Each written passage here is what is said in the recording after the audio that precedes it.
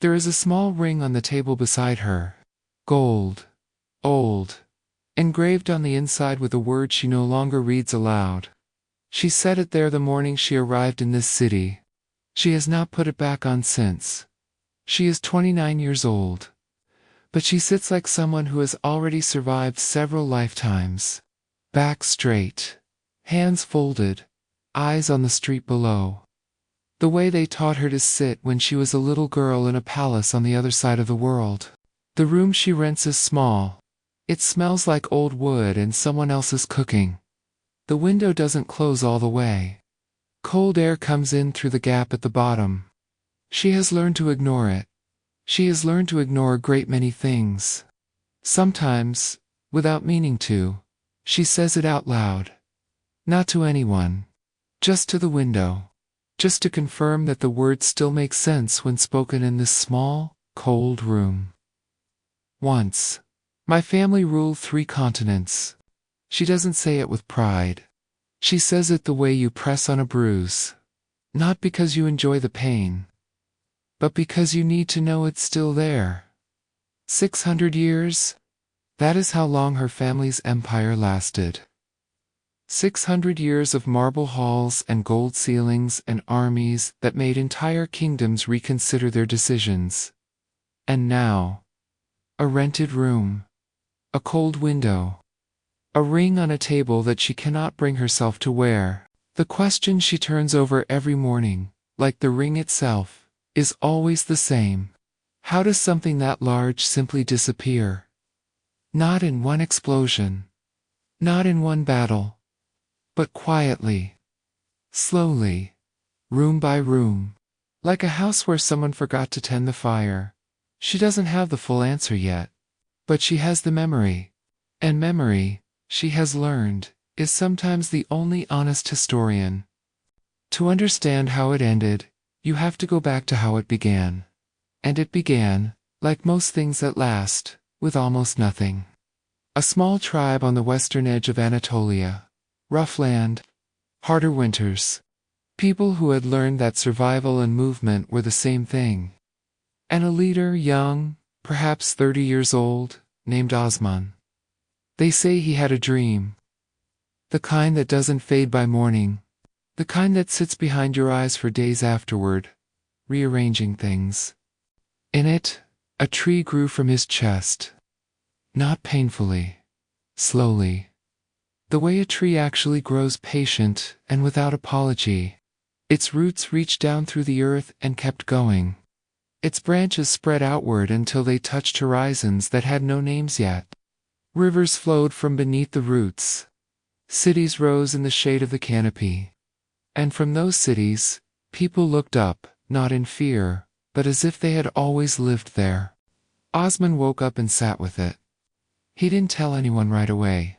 He understood, the way some people do, that there are things you have to carry alone for a while before they become real. Then he started moving. He was not the most powerful leader in the region. He did not command the largest army. What he had was something harder to measure, and easier to follow. He made the people around him feel like they were part of a story that mattered. That is a different kind of power. And it turns out to be one of the most durable kinds. One town, then another. One alliance sealed, one border quietly extended. Not fast, but with the steady momentum of something that believes it will not stop. By the time Osman died, what he had built was still small enough to hold in 2 hands. But it had a name. It had a direction. The Osmanli, the Ottomans. And the tree in the dream had only just broken through the surface. In her rented room, the woman by the window knows this story by heart. She has heard it since she was a child. At formal dinners. On holidays. Spoken in the reverential tone people use for creation myths. What strikes her now, in this small room, is something different. Osman had nothing but belief, and a direction. And from nothing more than that, came the thing she is now, the last ghost of Che. Picks up the ring from the table. Turns it once in her fingers. Sets it back down. Beginnings, she thinks, are deceptive. They never look like what they will become. 150 years passed. The empire grew slowly, then faster, the way rivers move when they find their bed. But there was one thing every Ottoman ruler understood. One city that stood between what they were and what they could become. Constantinople. Not just a city. The city. For over 1,000 years, it had been the heart of the Byzantine Empire. The place where Roman civilization had continued long after Rome itself had fallen. Its walls were legendary, triple-layered in places, rising from water on 3 sides. No one had ever broken through them. Dozens had tried. All had turned back. The walls had outlasted empires, plague, siege engines, and the patience of entire armies. Then came Mem. He was 21 years old. His own generals thought he was too young, too certain, too hungry for something that had defeated everyone before him. Some of them said so, quietly, in the kinds of conversations that don't make it into official records. Mehmed heard. He kept moving. He commissioned cannons unlike anything the world had seen. One was so large it required 60 oxen and over 400 men just to move it into position. When it fired, people miles away felt it in their chests before they heard it. The ground shook. Dust rose from walls that had not trembled in a century.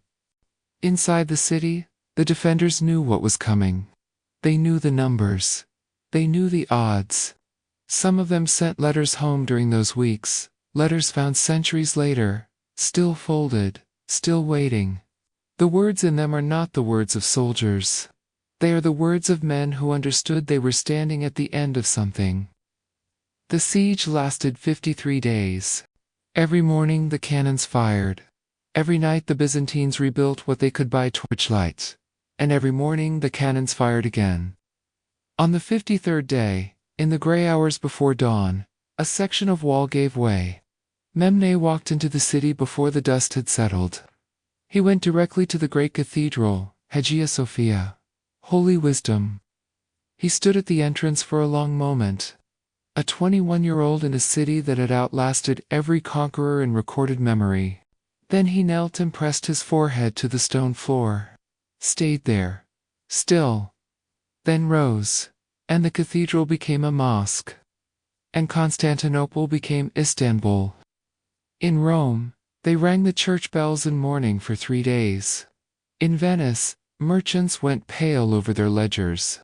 In the courts of Europe, something shifted, a quiet, collective understanding that the map of the world had just been redrawn. They were now a fact that everyone else had to arrange themselves around. Decades passed. Sultans rose and died. The empire kept expanding, the way things expand when they have not yet found the edge of what they can hold. Then came the one they would call the Magnificent. Suleiman was 26 when he took the throne. Quiet, educated, with a stillness about him that men in powerful rooms tend to either trust immediately or find deeply unsettling. Most of the ambassadors who met him felt both at once. Within a decade, his army had reached the gates of Vienna. European kings who had spent their entire careers fighting each other suddenly had something in common. They were all afraid of the same man. But here is the part that gets lost in the military accounts. Suleiman wrote poetry. Long, careful poems about the weight of power, about love, about what it feels like to carry a throne on your back, and wonder if you are the throne or the man beneath it. He had a wife named Hurrem.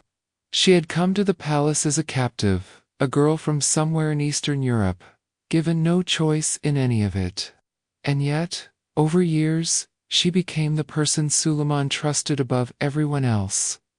His letters to her, hundreds of them, survived. They do not read like letters from a sultan.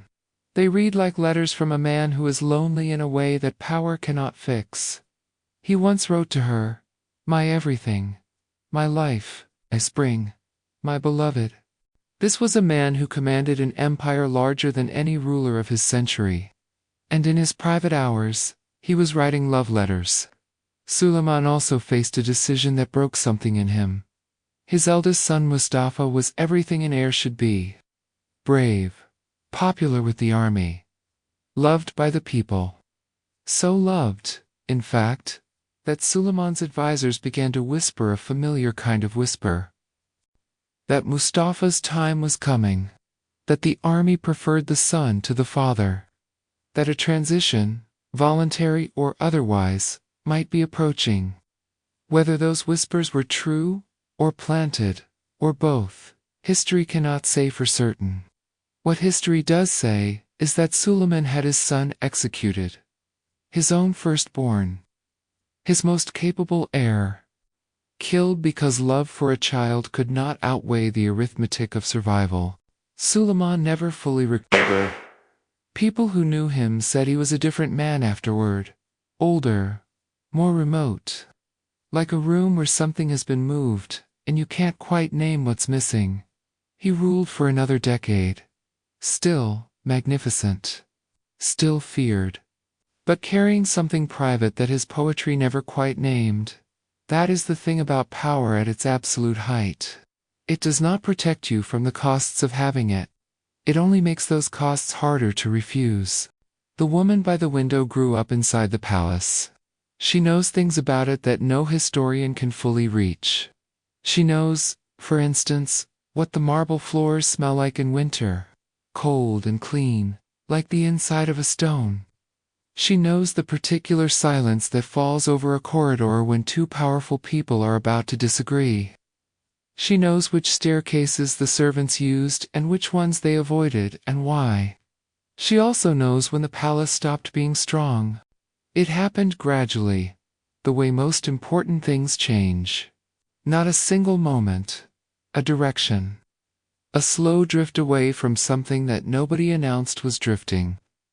After Suleiman the throne passed two men who had been raised in a section of the palace called the caves. The cage.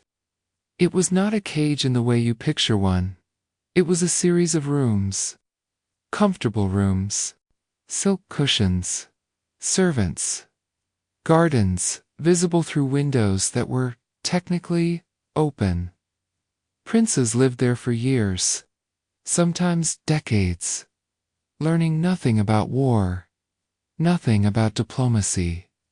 Nothing about the machinery that kept the empire moving. And then, when their time came when an older brother died or a succession shifted, they were taken out of those rooms and told they were now Sultan. The empire was supposed to be steered by that man. She watched this happen, as a child, with an uncle. Blinking in the daylight like a man stepping out of a theater into the afternoon. He was kind. He was curious.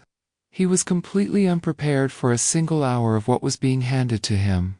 But there is a gap between a man who has read about a river and a man who has swum in one. And the empire needed someone who had swum. Meanwhile, the viziers, the ministers, who actually ran things day to day, had learned something useful. A sultan who doesn't fully understand the machinery is a sultan who depends on the people who do. Some of those people were brilliant and honest. Some were neither. The corruption that settled into the Ottoman court was not dramatic. It was quiet. Consistent. The kind that doesn't announce itself. It looks like normal, until you step back far enough to notice that normal has been slowly replaced. She picked up her ring on one of those afternoons she spent watching the adults around her. Her grandmother had pressed it into her hand without ceremony. "Keep this," the old woman said. "Not because it's valuable. Because it's ours." She didn't understand then what her grandmother was really saying. She understands now. It was a woman who had watched the drift happening and knew she could not stop it. So she saved one small thing instead. Outside the palace walls, the world was not drifting. The world was running. By the early 1800s, Europe was in the middle of something that had no good word for it yet. Factories appearing in cities that had been market towns a generation earlier. Steam engines pulling iron carriages over iron rails. Moving in an hour what had once taken a day. New rifles. New ships. New ways of organizing armies that made the old ways look like something from a different era, because they were. The Ottoman Empire watched all of this. and then made a series of decisions that each seemed reasonable at the time. They began to reform, then paused. They modernized part of the military, then argued about the cost. They recognized the problem, then disagreed about who was allowed to propose the solution. And while the argument continued, they lost another border skirmish, then a province, then a war. The losses did not come all at once. That is the important part. They came one at a time, spread out enough that each one could be explained, contextualized, absorbed.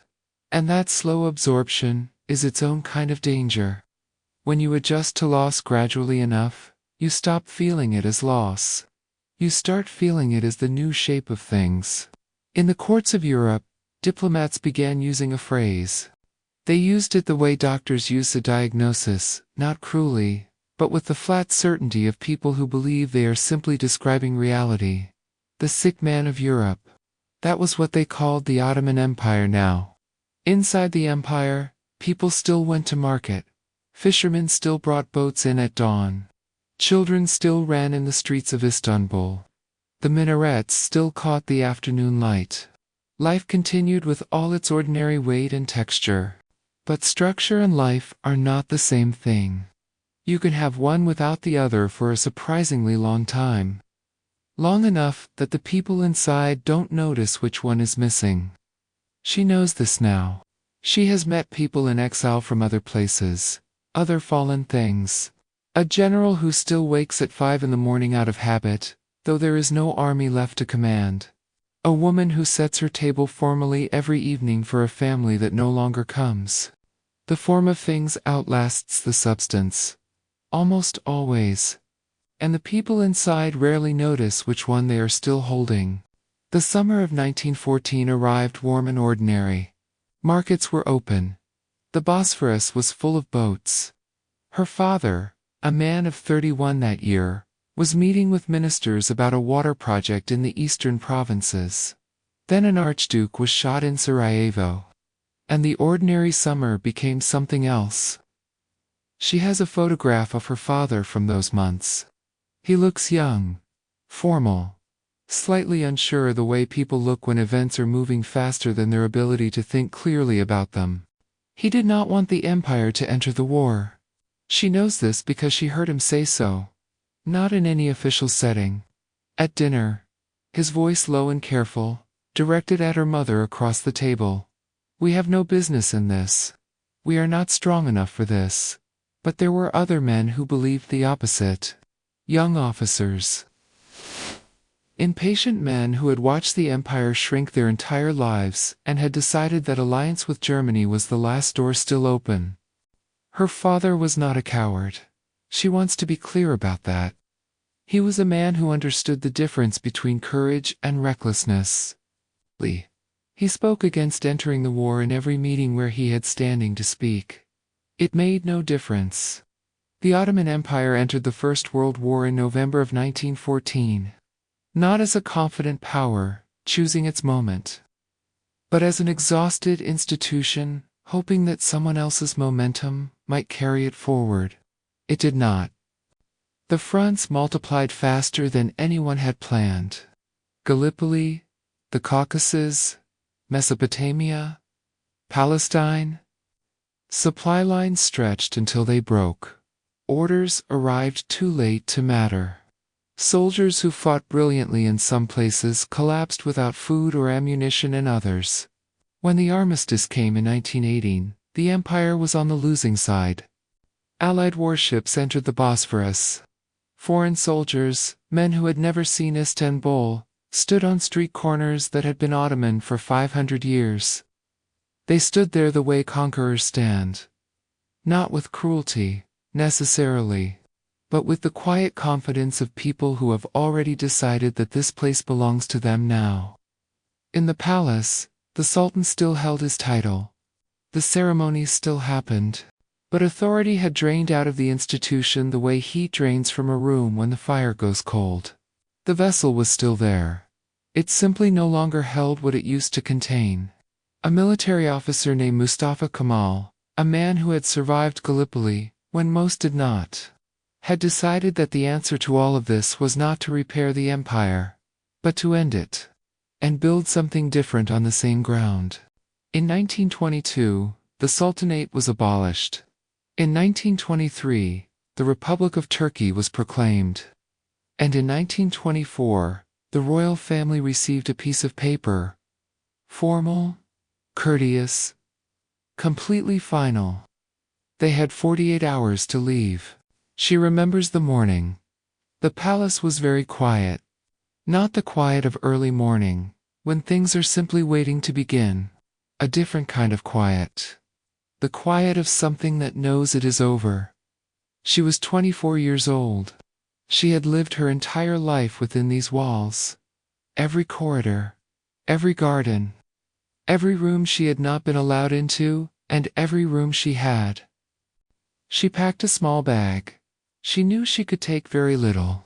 She held the ring her grandmother had pressed into her hand years earlier, turned it once, read the word, engraved inside, the family name, in Arabic script, worn smooth at the edges.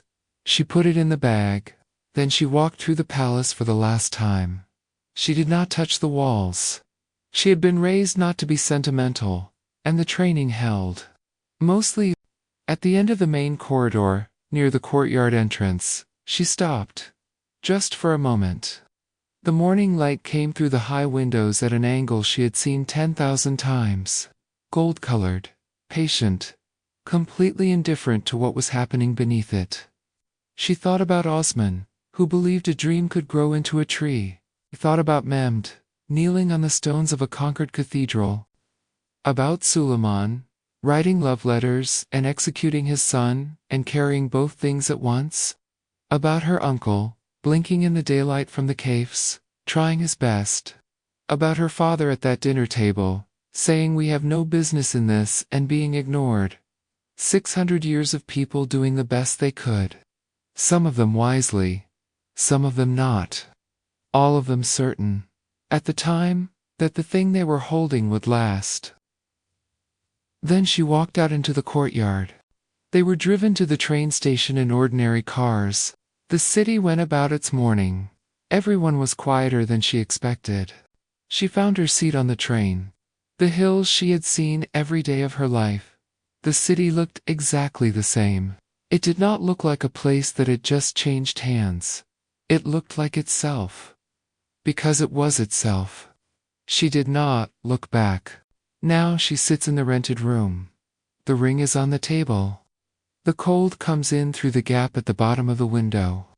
She is 29 years old, and she has already watched something irreplaceable become past tense. She has thought about this long enough to know that the fall of an empire is not a single event. It is a direction. A series of small turns. Each one reasonable. Each one slightly away from the thing that made it strong. Until one day you look up and realize that you have drifted somewhere you would not have chosen. And the distance from where you started is too far to walk back. She has seen this pattern since, in smaller things. In people she has met in exile.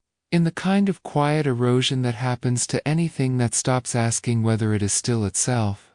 Not a single catastrophe. Just the slow, daily choice to protect the appearance of something, instead of its substance. Until the substance is gone, and only the appearance remains. And then the appearance goes too. She heard that her whole life. From old men at formal dinners. They die when they forget what made them great. She reaches out. Holds it in her palm without putting it on. Just holds it. And the silence that follows is the kind that has no bottom.